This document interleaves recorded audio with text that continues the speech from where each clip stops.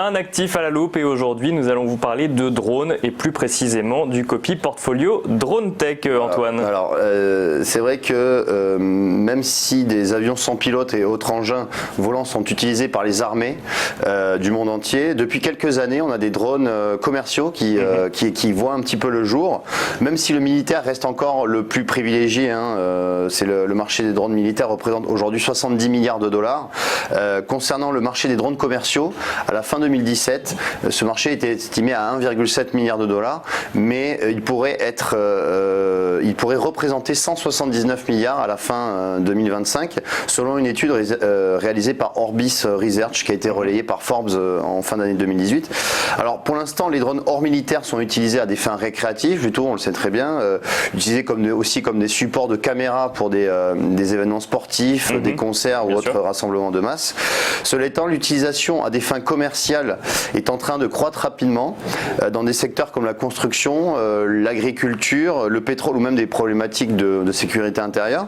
Et donc la technologie qui repose sur l'utilisation des drones commerciaux vient seulement d'arriver sur le marché public et on estime chez eToro qu'il a un gros potentiel de croissance. Toutefois, pour se développer efficacement sur ces marchés, les drones vont devoir passer un autre obstacle, c'est celui de la réglementation. Bien sûr. Aux États-Unis, c'est la FAA, c'est-à-dire la Federal Aviation Administration, qui impose encore de nombreuses restrictions et empêche l'utilisation des drones dans plusieurs industries. On en a eu l'exemple notamment avec le dernier projet, c'est Amazon qui a mis, c'est l'Amazon Prime Air qui a été créé dans le but d'offrir des livraisons en moins de 30 minutes au domicile des clients. Livré par drone directement. Voilà, livré par drone, mais ça c'était annoncé en 2016 et le service n'est pas encore disponible, principalement en raison des réglementations de la FAA. Cela étant, la technologie des drones commerciaux pourrait révolutionner de nombreux secteurs. Par conséquent, pour permettre à nos clients de pouvoir s'exposer au potentiel de long terme de l'industrie des drones, nous avons créé donc le copy portfolio Drone Tech. Dans ce portefeuille, vous allez avoir une exposition à plusieurs valeurs, à plusieurs actions en lien avec les drones. Alors vous avez donc les entreprises technologiques comme Amazon ou Google.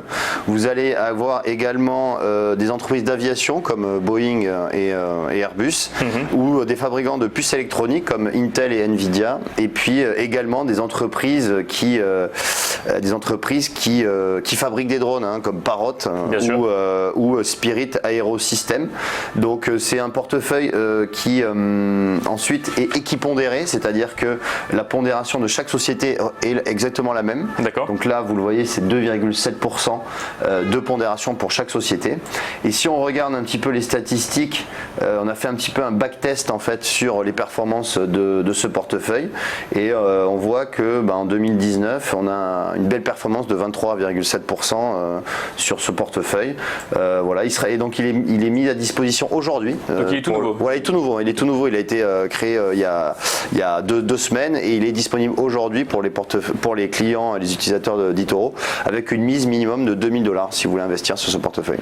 Voilà, donc le copy portfolio Drone Tech est disponible à partir d'aujourd'hui.